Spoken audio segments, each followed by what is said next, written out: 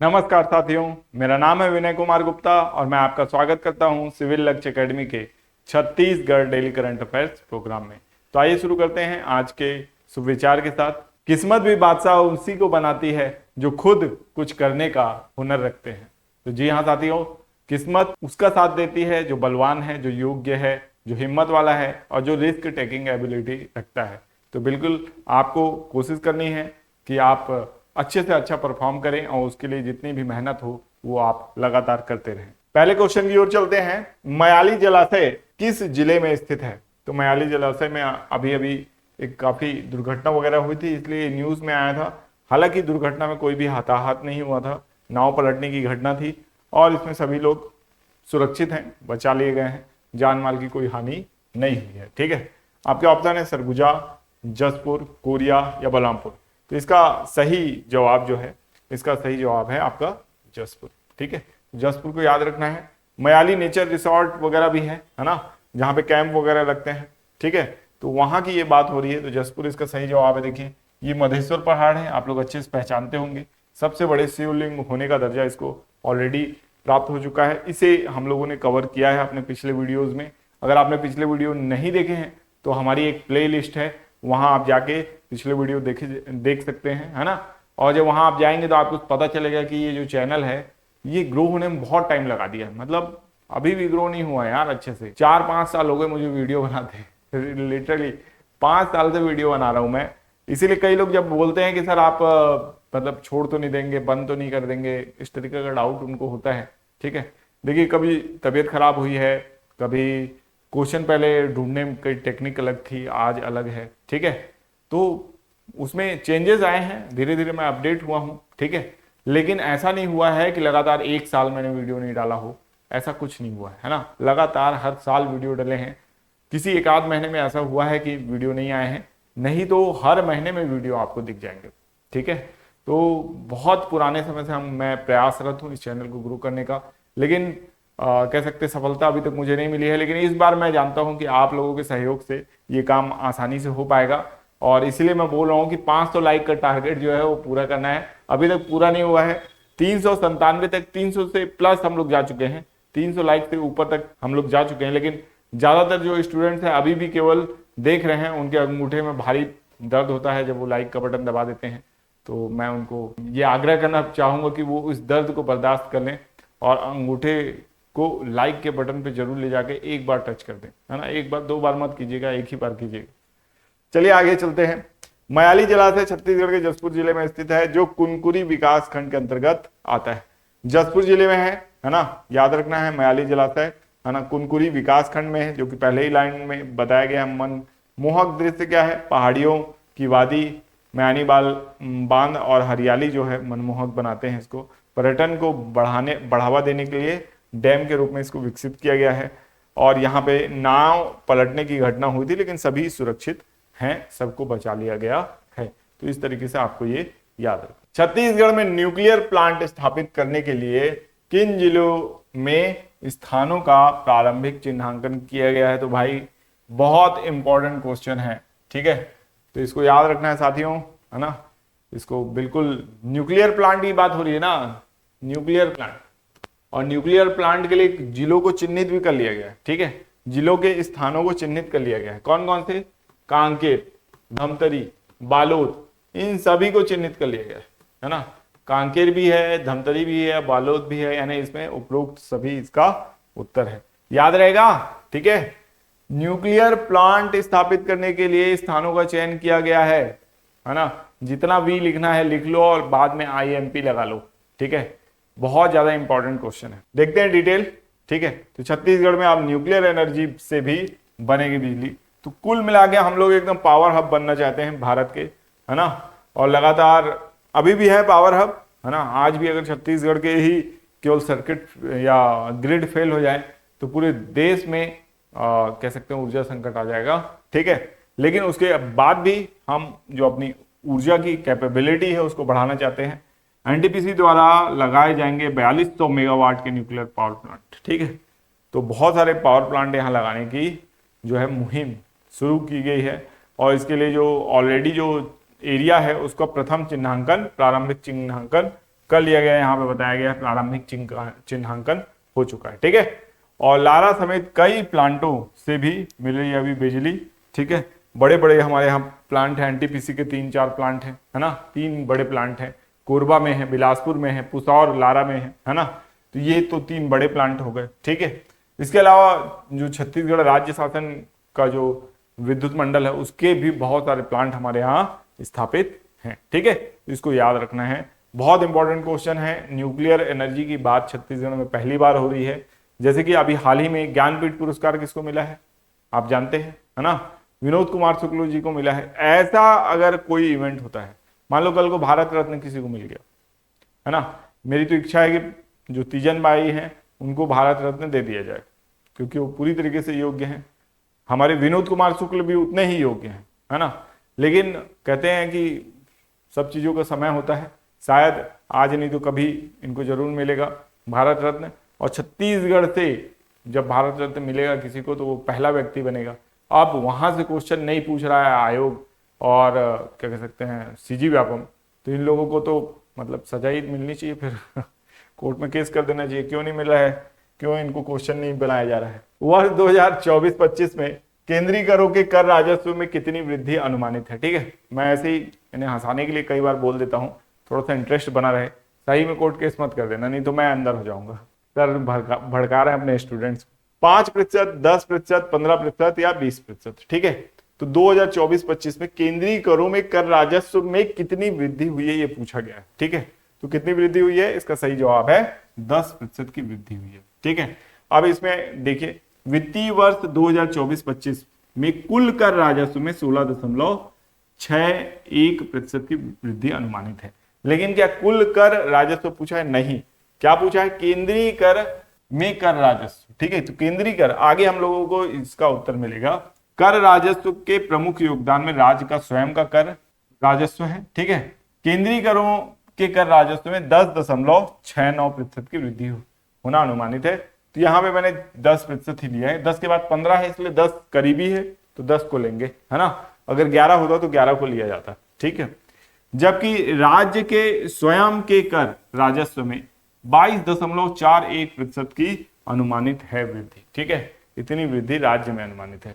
वित्तीय वर्ष 2024-25 में कर राजस्व में राज्य के स्वयं के करों का अंश 53.04% अनुमानित है। ठीक है, और कुल कर जो कुल राजस्व प्राप्तियों में कर राजस्व का योगदान 74.42% है। ठीक है, ये भी आपको याद रखना है।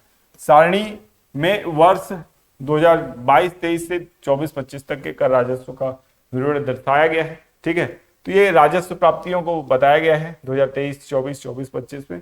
तो यहाँ पे आपको मेरे ख्याल से जितनी भी डिटेल यहाँ पे लिखी हुई है उससे काफी कुछ समझ में आ गया होगा। ठीक है, तो इसको याद रखना है। ठीक है, कुल कर राजस्व जो है वो 16.61% की वृद्धि अनुमानित है, बहुत इंपॉर्टेंट है। ये सारे ही तथ्य IMP इंपॉर्टेंट है। ठीक है, तो इसको याद रखना है। उसके बाद अगर आते हैं केंद्रीय करों में तो ये 10.69% अनुमानित है। ठीक है, राज्य के स्वयं के कर राजस्व जो है ना, वो 22.41% अनुमानित है ना, वृद्धि जो की अनुमानित है। 2024-25 में कर राजस्व में राज्य के स्वयं के करों का अंश कितना है, तो 53.04% है, बहुत इंपॉर्टेंट है।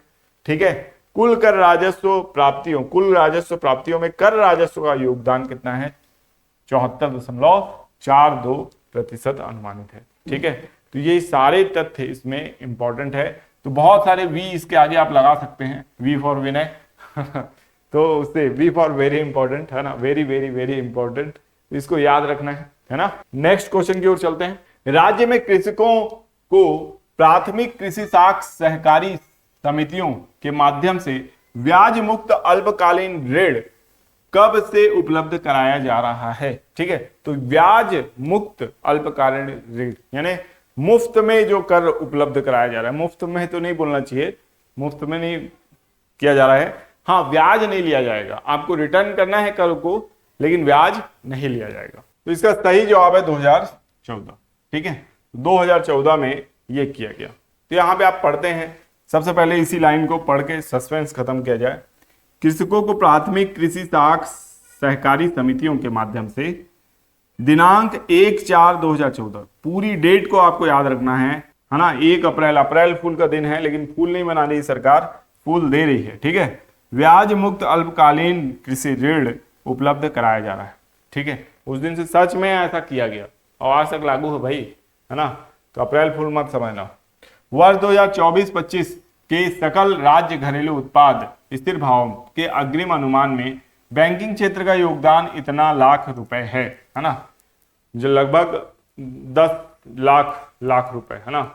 9,29,472 लाख। राज्य में बैंकों की संख्या मार्च 2024 तक, है ना, मार्च 2024 में 47 शाखाओं की संख्या 3,400, यानी बैंकों की संख्या कितनी है, 47 है। शाखाओं की संख्या कितनी है, 3,412 है। एटीएम की संख्या कितनी है, 3,607 है।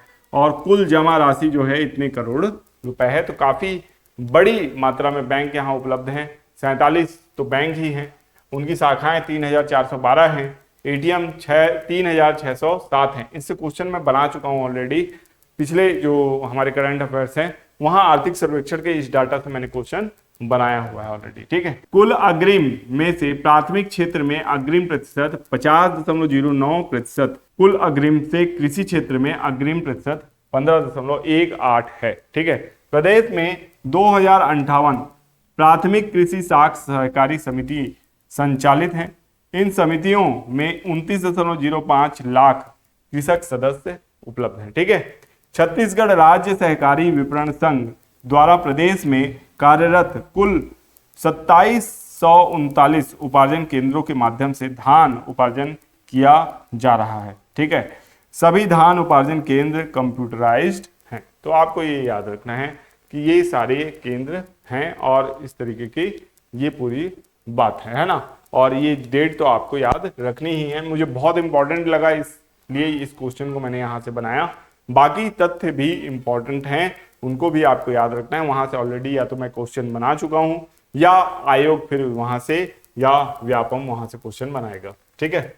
नेक्स्ट क्वेश्चन देखिए, राज्य में कितने प्रतिशत बैंक शाखाएं ग्रामीण और अर्ध शहरी क्षेत्रों में चल रही हैं, ठीक है। बाकी तथ्य हम लोगों ने पढ़ लिया है, अब यही तथ्य बाकी था तो इसको भी देखेंगे। राज्य में कितने प्रतिशत बैंक शाखाएं ग्रामीण और अर्ध शहरी क्षेत्रों में चल रही हैं, तो 5%, 10%, 15% या 71%। तो इसका सही जवाब है 71%। जैसा आपको दिख भी रहा है ना, कि 71% ही सबसे करीब लग रहा है उत्तर, क्योंकि ये तीनों तो एकदम पास में है ना। देख सकते हैं शाखाओं की संख्या मार्च 2024 के अंत तक राज्य में 1483 ग्रामीण और 920 अर्ध शहरी, 1009 शहरी शाखाएं उपलब्ध हैं, ठीक है। कुल मिलाकर 3,412 शाखाएं अभी अभी हम लोगों ने पढ़ा था।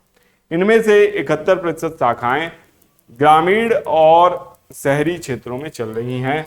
यही क्वेश्चन बनाएंगे, इस लाइन से आपको क्वेश्चन बनाकर दिया है मैंने, ठीक है। एटीएम की संख्या हम लोग ऑलरेडी देख चुके हैं, शहरी क्षेत्रों में और ग्रामीण क्षेत्र में अलग अलग भी बताया है, ठीक है। ग्रामीण केंद्रों में 714, शहरी अर्ध शहरी क्षेत्रों में 1066 और शहरी केंद्रों में 2827। कुल मिला के कितना हो गया, 3607 एटीएम है, ठीक है। इनमें से 49% एटीएम जो हैं ग्रामीण और अर्ध शहरी क्षेत्रों में स्थापित हैं, ठीक है, ठीक है।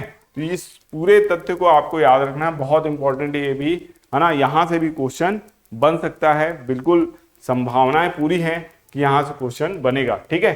तो इसको भी आपको याद रखना है। आगे बढ़ते हैं, किस वर्ष से राज्य में 0% ब्याज दर पर कृषि ऋण दिया जा रहा है।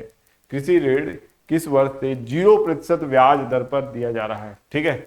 0% ब्याज दर पर किस वर्ष से दिया जा रहा है, 2013-14, 14-15, 15-16 या 16-17। तो इसका सही जवाब है 14-15 से दिया जा रहा है। अभी तो हम लोगों ने देखा है ना, वो क्वेश्चन और ये क्वेश्चन लगभग सेम है, थोड़ा सा तरीका बदल गया है। यहाँ पे यानी वित्तीय वर्ष पूछा गया है, वहां पे एग्जैक्ट डेट पूछी गई थी। तो वहां पे क्या क्वेश्चन बना था कि ब्याज मुक्त कृषि ऋण कहां से मिल रहा है, यहाँ पे क्या बोल दिया गया है 0% रेट पे कब दिया जा रहा है। तो दोनों क्वेश्चन लगभग एक है ना, एक जैसे क्वेश्चन बन गए हैं, कोई बात नहीं, लेकिन ये हमारे नॉलेज को बढ़ाएंगे ही, ठीक है। 2014-15 जो है ईयर आपको ये मान के चलना है ना। वित्तीय वर्ष 2014-15 में ये शुरू हुआ है, ठीक है। यहां पे आप देख सकते हैं 2004-5 से 5-6 तक 9% ब्याज ले रही थी सरकार, ठीक है। 6-7 में 7% ले रही थी, फिर 6% ली 7-8 में, 8-9 से लेकर 11-12 तक 3% ही दर रहा, बहुत कम कर दिया। 2012 से 13 से लेकर 13-14 तक मात्र 1% रेट जो है सरकार ले रही थी, ठीक है। ब्याज जो है केवल 1%। लेकिन 2014-15 से लेकर 22-23 तक, मतलब वर्तमान तक, ये जो दर है ये 0% ही है। मतलब आज के समय में भी 0% जो टैक्स की पॉलिसी है वो, यानी ब्याज दर जो है 0% ब्याज दर की जो पॉलिसी है उसको अपनाया गया है, और उसको आपको याद भी रखना है, एग्जाम में ऐसे क्वेश्चन आते हैं, ठीक है। नेक्स्ट क्वेश्चन है, हाल ही में स्वतंत्रता सेनानी पी श्री रामुलु की 58 फीट ऊंची प्रतिमा कहां स्थापित की जाएगी, ठीक है। तो इसको याद रखना है कि 58 फीट ऊंची प्रतिमा जो है इसको कहां स्थापित करने का यानी संकल्प लिया गया है, कहां स्थापित की जाएगी। तो इसका सही जवाब है ऑप्शन सी, अमरावती में की जाएगी, ठीक है। अमरावती देखिए इसका सही जवाब है ना। पोटी श्री रामुलु की 58 फुट ऊंची प्रतिमा जो है ना, अमरावती में स्थापित की जाएगी। आंध्र प्रदेश के मुख्यमंत्री एन चंद्रबाबू नायडू ने अमरावती में स्वतंत्रता सेनानी पोटी श्री रामुलु की स्मृति में 58 फीट ऊंची प्रतिमा स्थापित करने की घोषणा की है। तो ये फोटो है उनकी, तो इसको भी देख लीजिए, है ना। और ये पूरी बात है जिसको आपको याद रखना है, ठीक है। पोटी श्री रामुलु ये वही शख्स हैं। RR मूवी जो है ना, RRR 3 बार आर, है ना, ये जो मूवी है इसमें कहीं ना कहीं इनका जो किरदार है उसको दिखाने का प्रयास किया गया है, ठीक है। और कह सकते हैं उनको समर्पित किया गया है, क्योंकि उनका किरदार और इनका किरदार में काफी अंतर था। बस उनको दो जो समय के महापुरुष हैं उनको मिलाकर दिखाने की कोशिश की गई है, ठीक है। तो इसको याद रखना है आपको इनको, ठीक है। अब नेक्स्ट क्वेश्चन की ओर चलते हैं। हाल ही में किसे इस वर्ष का ज्ञानपीठ पुरस्कार दिया जाएगा? अभी हम लोगों ने डिस्कस किया था। ये एक्चुअल में ये जो खबर है, ये जो क्वेश्चन है, मैं ये राज्य विशेष से नहीं बनाया हूं, ये केंद्र में भी पढ़ा जा रहा है, यानी राष्ट्रीय स्तर पे पढ़ा जा रहा है। छत्तीसगढ़ के ये व्यक्ति जो हैं इन्होंने ऐसा काम किया है कि इनको राष्ट्रीय स्तर पर याद किया जा रहा है, ठीक है। विनोद कुमार शुक्ल इसका सही जवाब है, आपको पता है ना। नौकर की कमीज, दीवार में एक खिड़की रहती थी, खिलेगा तो देखेंगे, लगभग जय हिंद, वह आदमी चला गया, इस तरीके की बहुत सारी रचनाएं जो है विनोद कुमार शुक्ल ने लिखी हैं, और बिल्कुल छत्तीसगढ़ का नाम रोशन किया है और साथ ही साथ अपना नाम रोशन किया है विनोद कुमार शुक्ल ने, ठीक है। तो यहाँ पे आप देख सकते हैं विनोद कुमार शुक्ल जो है आप बहुत ही मशहूर साहित्यकार हैं। विनोद कुमार शुक्ल को मिलेगा ज्ञानपीठ पुरस्कार। बोले इस सम्मान के लिए कभी सोचा नहीं था। हिंदी साहित्य के प्रसिद्ध लेखक विनोद कुमार शुक्ल को 2023 का ज्ञानपीठ पुरस्कार मिलेगा। वे यह सम्मान पाने वाले छत्तीसगढ़ के पहले लेखक होंगे। अमर हो गए ये, है ना। आने वाली कई जनरेशन इस तथ्य को पढ़ेंगी कि हाँ, छत्तीसगढ़ से किसी को ज्ञानपीठ पुरस्कार मिला था और वो थे विनोद कुमार शुक्ल, ठीक है। तो अपने जीवन काल में ये उपलब्धि इन्होंने हासिल कर ली है। आगे चलते हैं। हाल ही में विश्व जल दिवस कब मनाया गया है? ये भी याद रखना है आपको, विश्व जल दिवस कब मनाया गया है। तो देखिए, विश्व जल दिवस सामान्यतः 22 मार्च को मनाया जाता है। देख लेते हैं, 22 मार्च इसका सही जवाब है, ठीक है। विश्व जल दिवस 1993 से हर वर्ष 22 मार्च को मनाया जाता है। विश्व जल दिवस 2025 का विषय क्या था? ग्लेशियर संरक्षण, है ना, बहुत इंपॉर्टेंट है। ग्लेशियर संरक्षण का जो है विषय चुना गया है, ठीक है। ग्लेशियर जीवन के लिए महत्वपूर्ण है। उनका पिघलता हुआ या पिघला हुआ पानी पेयजल, कृषि, उद्योग, स्वच्छ ऊर्जा उत्पादन और स्वस्थ पारिस्थितिकी तंत्र के लिए आवश्यक। नेक्स्ट क्वेश्चन है, हाल ही में C.DOT ने किस IIT के साथ साझेदारी की है? ठीक है, तो किस IIT के साथ साझेदारी की है ये बताना है आपको। इसका सही जवाब है दिल्ली। दिल्ली के साथ साझेदारी की है किसने? आपका C.DOT ने, ठीक है। बहुत इंपॉर्टेंट है इस तरीके की जो न्यूज है, कई बार एग्जाम में हाल में याद नहीं आता, अपने को पूछ लिया जाता है ऐसा, ठीक है। IIT दिल्ली के साथ ये समझौता हुआ है, ये आपको याद रखना है, ठीक। अब हम लोग देखेंगे रिवीजन प्रश्न। तो गंगरेल जलाशय किस नदी पर स्थित है? बहुत ही आसान क्वेश्चन है, और अगर इससे होमवर्क प्रश्न पूछूंगा मैं तो आप तुरंत बता देंगे। तो ये महानदी पर स्थित है। नेक्स्ट क्वेश्चन है, एलवद पंचायत अभियान किस संभाग में शुरू किया जाएगा? इसका जवाब आपको कमेंट बॉक्स में देना है। ये जो है आपका होमवर्क प्रश्न रहेगा। ठीक है, आज के लिए होमवर्क प्रश्न क्या है? एलवद पंचायत अभियान किस संभाग में शुरू किया जाएगा? जितना डिटेल में आप लिख सकते हैं लिखिएगा। नेक्स्ट क्वेश्चन है, छत्तीसगढ़ खाद्य एवं पोषण सुरक्षा अधिनियम 2022 के अंतर्गत परिवारों को कितने भागों में बांटा गया है? 3, 4, 5, 6। तो इसका सही जवाब है 5। छत्तीसगढ़ चावल उत्सव की शुरुआत कब हुई है? तो इसको याद रखना है, 2008 में छत्तीसगढ़ चावल उत्सव की शुरुआत हुई है। वित्तीय वर्ष 2024-25 में कुल राजस्व प्राप्तियों में कितनी वृद्धि हुई है? तो कुल कितनी वृद्धि हुई है? इसका सही जवाब है, बताइए कितनी वृद्धि हुई है? तो इसका सही जवाब है 13.07%। ठीक है, यहाँ पे आप देखेंगे ये आंसर आपको मिलेगा। वेब्स 2025 के अंतर्गत WMA एनिमे और मांगा प्रतियोगिता कहाँ हुई थी? तो ये मुंबई में हुई थी। तभी फिल्मोत्सव का आयोजन किस केंद्र शासित प्रदेश में हुआ है? इसका सही जवाब है जम्मू कश्मीर। भाई याद रखना है। भारत किर्गिस्तान संयुक्त सैन्य अभ्यास खंजर, है ना, खंजर 12 का सफलतापूर्वक समापन कहाँ हुआ है? तो टोकमोक में हुआ है। ठीक है, टोकमोक को याद रखना है। नेक्स्ट क्वेश्चन है, विश्व कविता दिवस कब मनाया जाता है? तो इसका सही जवाब है 21 मार्च को। 21 मार्च को याद रखना है, 21 मार्च को विश्व कविता दिवस मनाया जाता है। हाल ही में कहाँ छत्रपति शिवाजी महाराज को समर्पित पहले मंदिर का उद्घाटन किया गया है? तो इसका सही जवाब है भिवंडी में। और इसी के साथ ये वीडियो हमारा समाप्त होता है। आपको ये वीडियो कैसा लगा ये कमेंट बॉक्स में जरूर बताइएगा। साथ ही साथ वीडियो की PDF के लिए अक्सर लोग पूछते रहते हैं कमेंट बॉक्स में, तो भाई हर बार बताया हूँ, इस बार भी बता रहा हूँ, टेलीग्राम चैनल में आपको मिल जाएगा। ठीक है, तो मिलेंगे नेक्स्ट वीडियो में। आपका दिन शुभ हो। धन्यवाद।